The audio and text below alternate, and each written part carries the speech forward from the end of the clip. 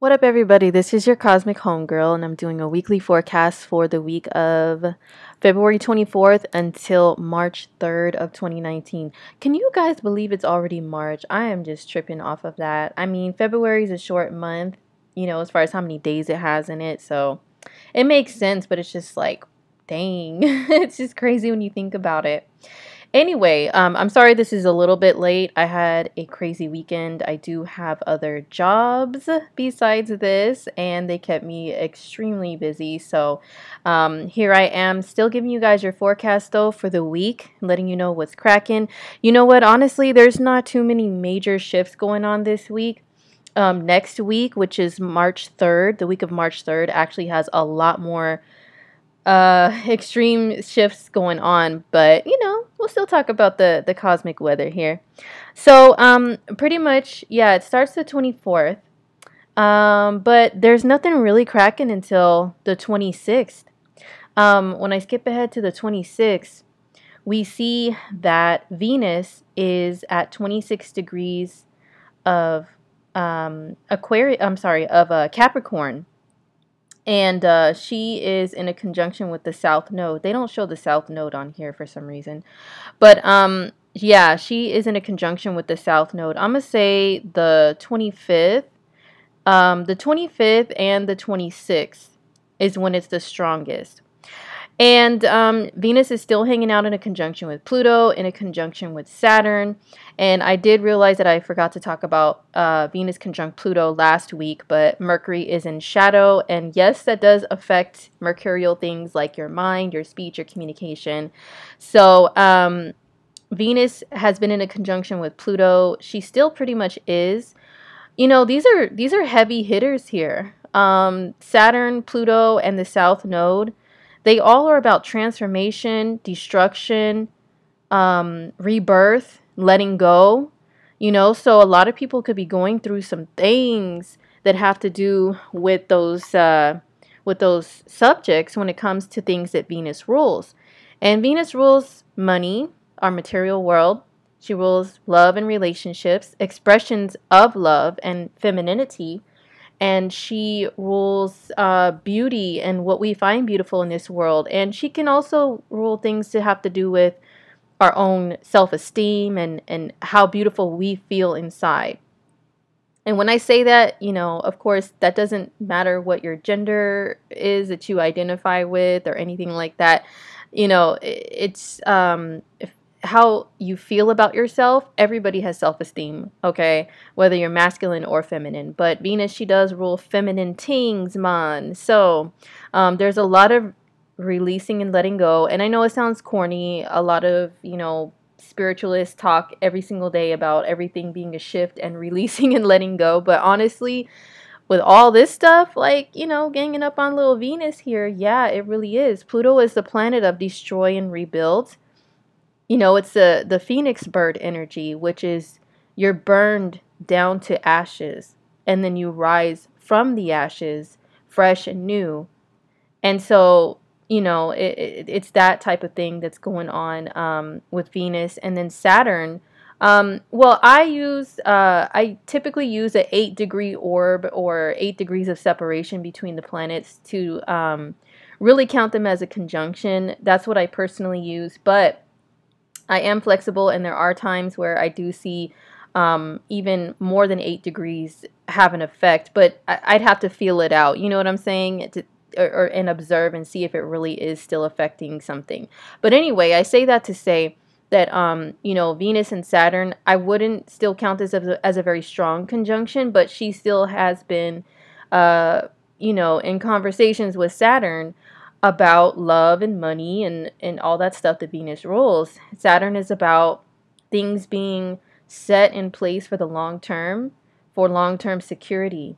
So Venus and Saturn, the conversations they have is like, I think I talked about this last week, to where Saturn asks a bunch of important questions. Just like if you were working and your boss, your supervisor, or whoever brought you in for questioning about what's your goals and your plans at this company and in this position, So when it comes to Venusian matters, that's what's been going on with a lot of people. They've been asking each other, or asking yeah, asking themselves questions like, hey, is this person right for me? Asking the person like, so what's good? Like, what's up with us? What title do we have? Because Saturn is about titles on its own. I mean, it rules big business, corporations, and titles, and those people that like to say, hi, my name is so and so, and I'm a blah blah blah blah blah blah blah blah blah blah blah. Like it's that Saturn rules all of that, and in Capricorn, it's like double. You know what I'm saying? So,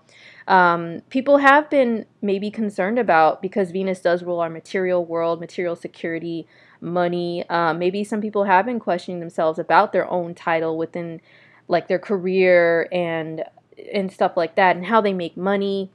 So yeah, I've actually felt that personally, of what's working and what's not. Saturn is here to figure those things out.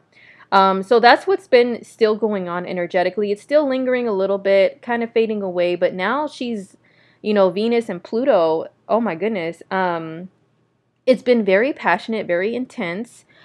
I would say, because it's in Capricorn, it's not as intense as it could be, because Capricorn is very rational. So if this was Venus conjunct Pluto, like in a fire sign or like in Scorpio or something, like some people have that in their charts actually, I would be talking a little bit more about, yo, don't do like crazy stalkerish things. I mean, I do give that warning still with Venus conjunct Pluto, like the obsessive factor of it all. Is still in effect, but because of the sign that it's in, it's not as intense in a negative way as it could be. People are maybe thinking twice and more rationally when it comes to, chasing after somebody in a very obsessive way. So, yeah, Venus conjunct Pluto, she is, bringing the intensity. I mean, that's the best way I can describe it. It's fading off a little bit, as we get further into the week. She still will be in a conjunction with Pluto, but she's going to switch signs, which I'll talk about in a second. So yeah, this is like some destroy and rebuild stuff. So maybe there are some relationships that are going through an extreme transformation, or, this doesn't have to be scary, like destruction and ending of things. I've actually found it to be taking relationships to a new intimate level for some of us, to a deeper level, like where you really look in the person's eyes and you're like, wow, like you connect at the soul. And just stuff like that is also associated with Pluto. Pluto is depth, extreme depth to the soul, to the core.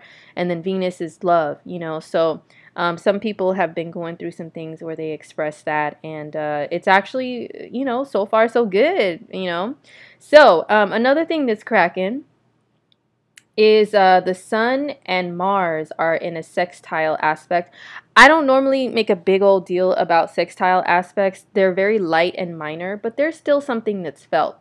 But I just wanted to point it out because, they're in signs that complement one another. Water and earth complement each other on the zodiac wheel. Fire and air complement each other. What I mean by that is, to get like technical and nerdy with it, any sign that's two signs away from a sign, if that makes sense, I say it complements, just to put it in regular schmegular terms.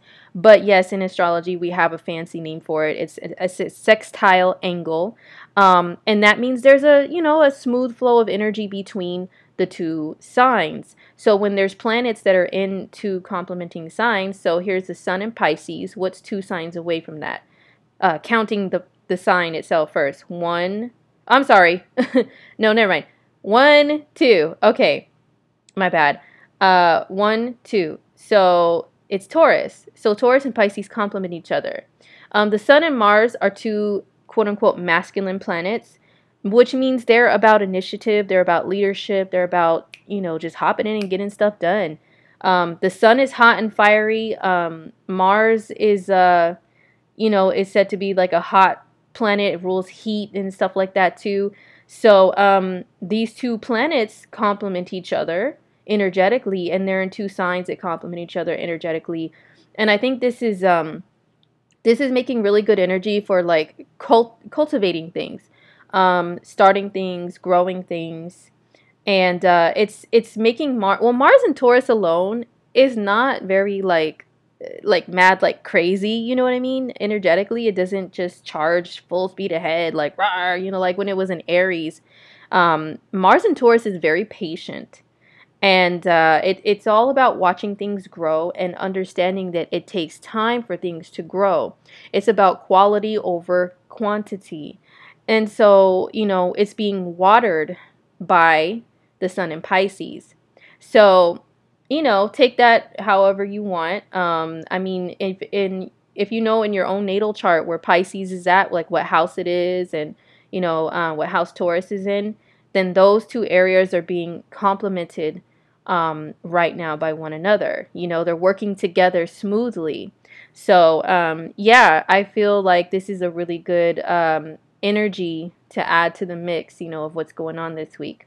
Okay, so that's what's going on.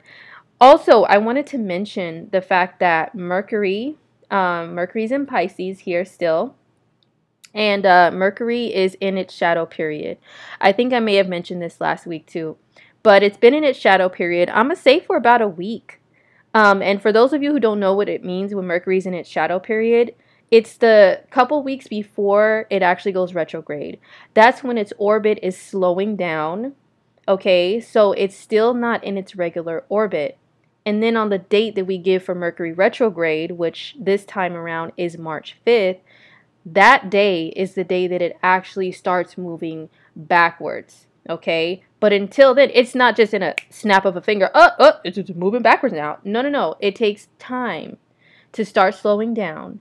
So when it's doing that, it's not moving forward completely, right? It's not all the way normal, I guess you can say. So we will still see some crazy things happening, some wonky things happening with things that Mercury rules. With technology, especially technology you use for communication, meaning your emails, even texting. Oh my gosh, ever since Mercury went into shadow, I always know when Mercury's in shadow even without looking, because everything I try to text, it looks jumbled and garbled and like some, I don't even know what language it is, you know? And it's so difficult to text during that time. And I'm like, here we go, Mercury in shadow. Also, around the day that Mercury went into shadow, my car started acting weird and the check engine light came on out of nowhere. And it hasn't been the same since. So don't let anybody tell you guys that it's just at the snap of a finger on the date that Mercury goes retrograde that everything begins, as far as things you have to be cautious. See, with speech, oh my God, like me no speaky. The things that you have to be careful with, more cautious and take your time with, that Mercury rules. No, it starts during the shadow period. Also, my son was trying to mail some stuff off at the post office, and there was an issue with that. And Mercury rules mail, you know, the movement of mail and correspondence, and you know what I'm saying? Everything gets all mixed up. I've noticed that people all weekend, when I was working at one of my other jobs, everybody that I asked directions to, they were like, "Oh, it's over there. Oh, it's down that way." And I'm like, okay. And they sent me I swear the majority of my time working was me being lost and wandering around. You know what I'm saying? Because of people's vague directions. And this is in the sign of Pisces, which can already be pretty vague. It's inching away from Neptune as far as a really close conjunction. But, you know, maybe that fog is still like hitting Mercury a little bit, you know? So, yeah, it's already unclear communication. And the shadow period of Mercury is kind of adding to that. So yeah, you know, be cautious, back up your devices, back up your information, protect your information, because I always tell you guys, you know, and people will get mad and think I'm just picking on signs and picking on it. No, I tell the truth, all right? The mutable signs are all very closely associated with deception in some ways, you know, trickery and stuff like that. And Pisces is no exception. Pisces rules confusion and delusion and being deceptive by hiding things, shrouding things in a fog. So, and whenever there's a lot of mutable energy in the air, you know, this is making a square to Jupiter. Mercury is currently making a square to Jupiter in Sagittarius, another mutable sign. So because of that, there can be people more prone to deception at this time, to deceiving others, you know. I think with the square to Jupiter, with Jupiter being a very positive, happy planet, I think a lot of times with this aspect, it's more so, it's not as intentional though. I think because Jupiter is big, seeing the big picture and yeah, this can be achieved, this can be accomplished. You know what I'm saying? I think that this is more like thinking that you can do more than you really honestly truly can. Being confused about the details and not seeing the fine print and the fine details and just jumping and going and making commitments to stuff, not realizing like the big responsibility that certain things hold when you commit to them. And just going, yeah, I could do it, woo! And then when it comes down to it, it's like, oh, wow, what did I agree to? What did I get myself into? So that's Mercury square Jupiter this week that you need to be aware of. But Mercury and Jupiter square, you know, that's still a mutable square, which some people can intentionally be deceiving. You know what I'm saying? So protect your personal information, your personal belongings, personal items. Venus conjunct Pluto can sometimes mean destruction of material things. So, you know, we've got that going on at the same time. All right. So, now I wanted to talk about Uranus is fully in the sign of Aries now. And I think I talked a little bit about this last week too. I do plan on doing something still for Chiron and Aries. I think, did I say Chiron? Yeah, Chiron and Aries. Uranus is in its last degree of Aries, its last days of Aries. So we've got these two, like really, these generational planets. Well, this is an asteroid. Chiron is an asteroid. But it only comes back around to the same sign like roughly every 50 years. Uranus only comes back around to the same sign roughly every like 84 years. So there's chances that a lot of us aren't going to see these planets come back to the same signs again within our current lifetimes. So this is really huge, them shifting signs, one into Aries, one out of Aries. Side note, I do offer readings, personal readings for each. I did add the Chiron and Aries personal forecast to my website. If you go to it, it's indigomoonastrology.com. Go under services and then to the specials page, under the services page. So it's on the specials, okay? I'll leave a link in the description box too to look at your personal forecast, to where not only just, you know, Chiron and Aries is transiting through a certain sign for you. Yeah, okay, you can find that anywhere. But how does it angle your personal planets? And if you have your birth time, where exactly in your chart is it transiting? Like by the degree, you know. And this is going to be in this sign until 2027. So this is like a forecast for the next like 8 years or so of just Chiron's movement and how it affects you. So I have that on my website. So if you would like me to look at that, please go check it out. And then I also have Uranus and Taurus readings. Uranus is going to be in Taurus starting March 5th, but I'll cover it more during that week. And, you know, it's going to be there till 2026. So I do give a forecast, play by play, of what it's doing in your chart and in your life as well. So that's also on the same page, on the specials page on my site. But yeah, just getting back into what these mean. I mean, it's like one is leaving Aries, one is the 0 degree and the 29th degree. Yo, those are like very crucial times of entering in a new energy and then exiting out of an energy, wrapping some things up and then starting some new things. So wherever Aries is at in your chart, you're starting to begin a healing process of something that maybe Uranus being there like ran a tornado through and destroyed, or like brought some extreme ups and downs in your world, and now it's time to heal it all. That's how I see this here. Okay. Now lastly, let's skip ahead to March 1st. Okay. So February 28th, and then bam, we flipped to March 1st already. Dang. Okay. So March 1st of 2019. Let's see, where is Venus? Oh, we'll have to go skip ahead a little bit. Oh, yo, look at Mars at 10 degrees of Taurus. That's gonna be on my sun sign. Hopefully nobody gives me a Mars attack on that day. I will be cautious and watching myself. Because that's going to be right on my sun. Ooh wee. Okay, so let's find Venus in Aquarius. Yes, she shifts into Aquarius on March 1st. Um, this is I think this Pacific time, US Pacific time, like West Coast time, whatever. So on the West Coast it's going to shift into Aquarius in the morning. So let's say 9, 10 a.m. And if you are on the East Coast of the US, it's probably going to be like 12 noon. And then if you are in Eastern countries, it's still going to be in the evening on March 1st. But regardless, it's March 1st. So Venus in Aquarius, you know what? You guys follow me on Instagram because that's where I will post more like detailed horoscope stuff. Well, I give a briefing of where Venus in Aquarius is going to be at in your chart and what does it mean for you. If you guys want me to start giving breakdowns and stuff on the weeklies, let me know. But I just try to not make these too long because I can already talk long enough, okay, about just the general energies going on. But yeah, Venus in Aquarius, Venus shifting signs. This is super dope. Venus in Aquarius. Now, Venus, what does she rule once again? Love, money, beauty, vanity, our material world, all that good stuff. And then she's going into Aquarius, into a brand new energy. Now, Venus does go into the signs once a year, so it's not like a big giant phenomenon or anything. I mean, once a year we have Venus in Aquarius. So, look to where Aquarius is at in your natal chart, and you'll see what gifts and what peace and harmony and balance and beauty she wants to bring to your world.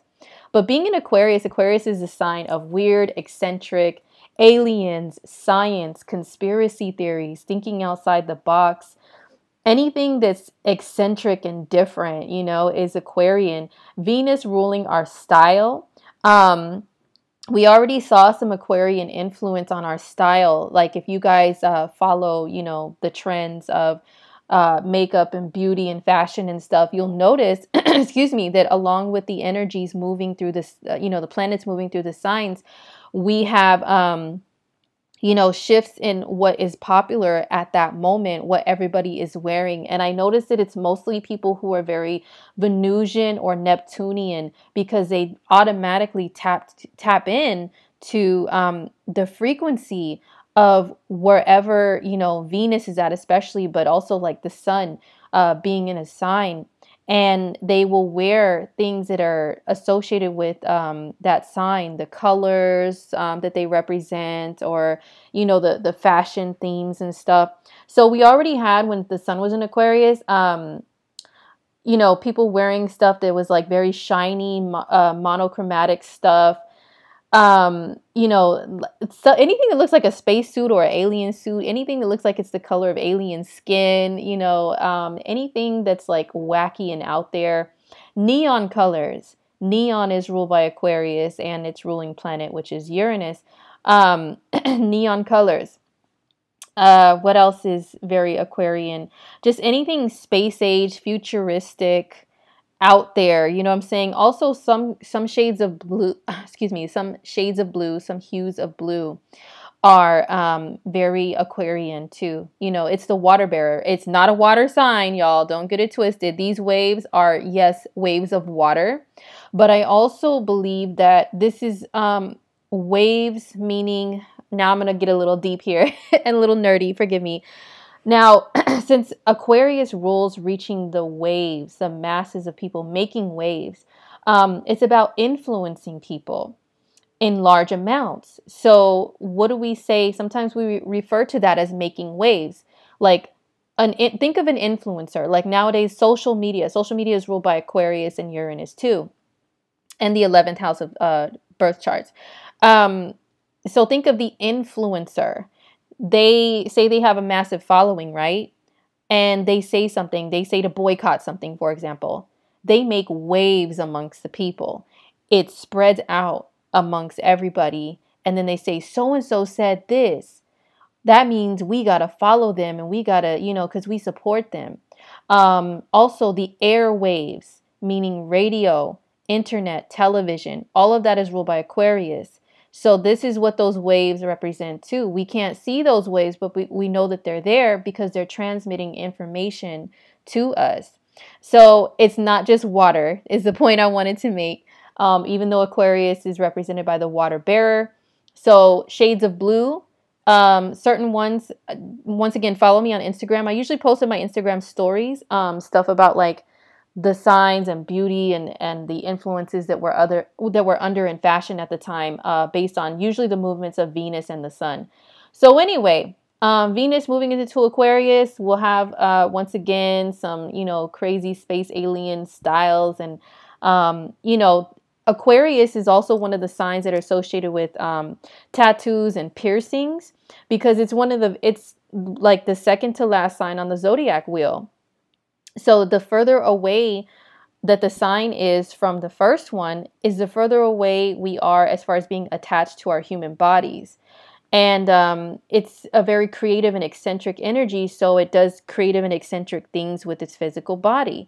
So Venus being in this sign, maybe more people will come out and be like, yo, I want some more tattoos, I want some piercings. They might get one suddenly out of the blue that they just kind of felt like getting, like a lightning bolt struck their butt, you know what I'm saying? But that's because the ruling planet of Aquarius is Uranus, which does rule lightning. So things may happen suddenly in a lightning bolt flash, and it's just not always so like logical to other people as far as like why suddenly somebody decides to do something when we're under the influence of this energy. So, some people may suddenly be like, I just want a tattoo.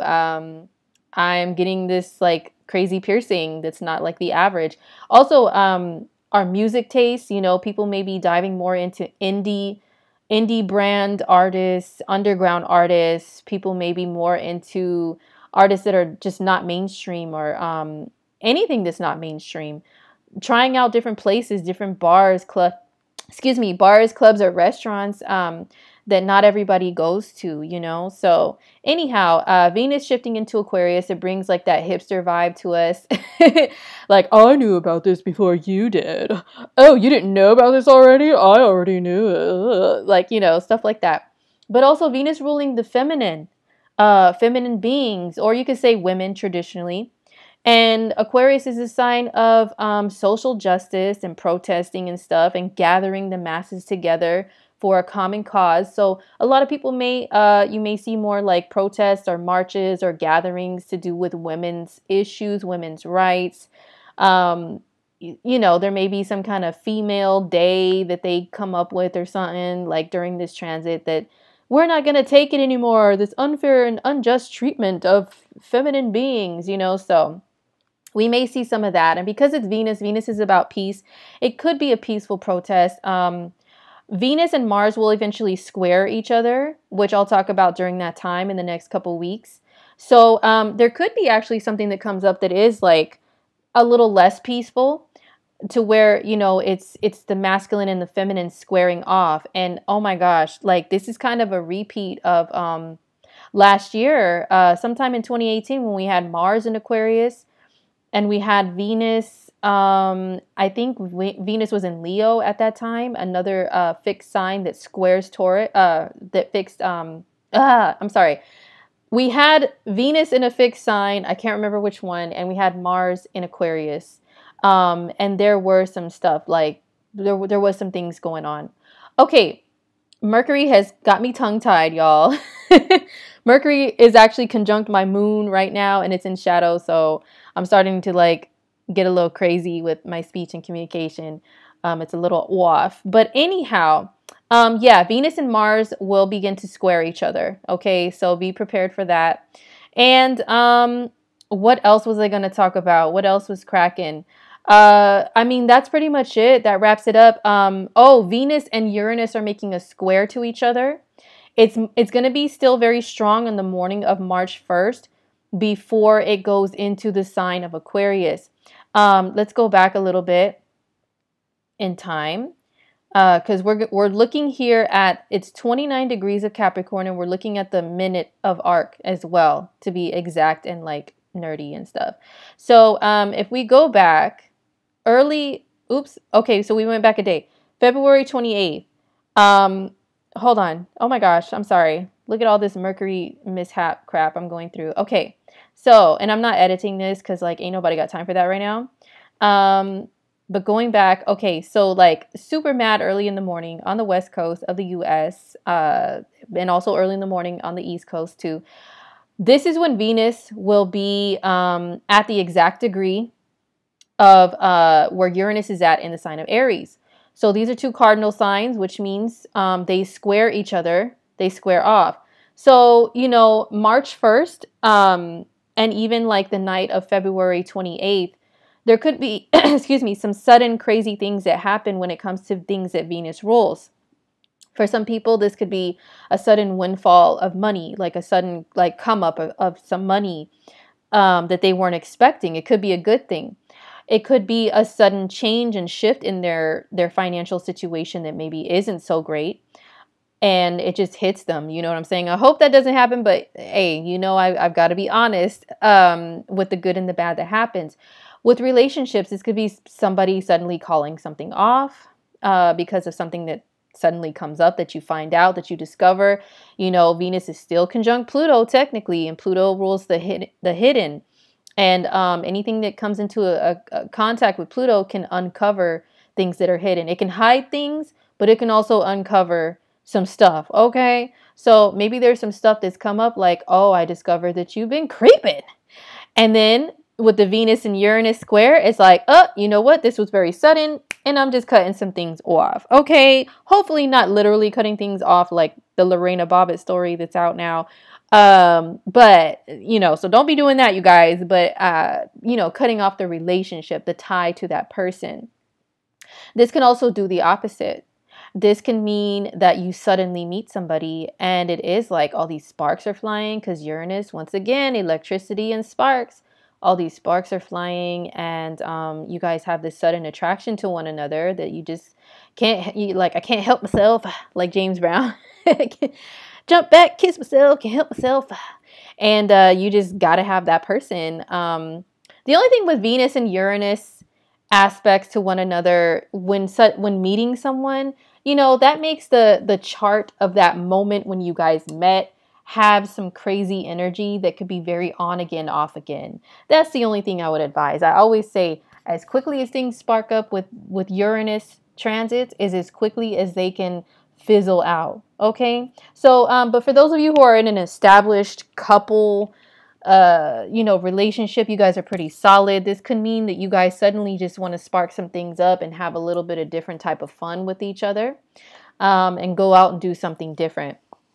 When it comes to our fashion and all that, Venus and Cappy, she's not super daring with her, with as far as like fashion and beauty and stuff. She's very much more subtle and tries to be a little bit more like professional and classy and graceful usually when she's in Capricorn.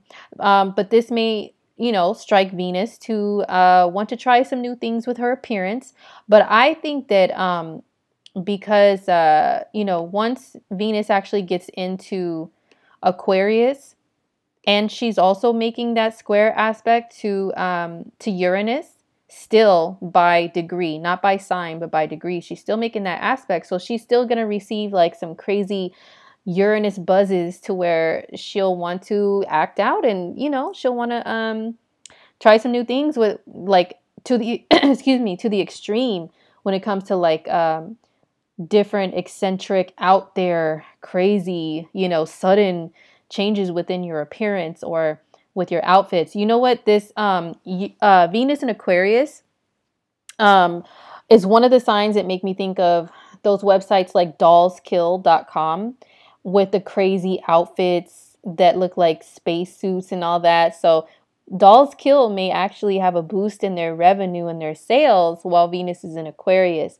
and while it's Pisces season. I attribute Pisces to that type of style too, like ravers and you know, like just very eccentric clothing. So yeah, that's what's going on there with Venus shifting into Aquarius. Once again, tune into my stay posted on my Instagram, where I will talk more about her in detail, and I'll give like a little horoscope in my Instagram stories. Other than that, you know, we've got the sun inching towards Neptune But you know, I'm covering up until March 3rd. So the sun is inching towards Neptune, so we will start to feel the influence even you know, this week, which means that we will still be will especially be like in a fog with reality, and kind of missing details and being a little bit more sleepy and daydreamy and you know, just not really wanting to face reality as much. But I'll elaborate on this more on the week of March 3rd forecast. So that's it, you guys. I know this was long, but you guys know that I can talk, okay? So I really hope this was helpful. And I know I keep saying it, but make sure you guys follow me on Instagram. I'm most active on there as far as posting horoscope stuff and questions and answering questions. Don't forget, you can also hit me up on Instant Go, which is an app, and the link is in my description box too. If you want me to answer any astrology questions that pertain to you personally, make sure if you do, you send me your complete birth date, complete birth time, and birthplace. If you don't have the birth time, it's all good, but please send me the month, date, and year and place of all parties in question if you're asking about someone else and or yourself. If you just say, oh, I'm a Taurus and I'm with a Leo, what's good with us? Like, that ain't going to tell an astrologer nothing, okay? We have to look at all this stuff, this configuration, these hieroglyphics for you. All right. So hit me up on Instant Go with your questions. Hit my website if you'd like a reading. And I will see you guys next week. I do have also some celebrity stuff planned as far as videos, so stay tuned for those. All right. Peace out, everybody.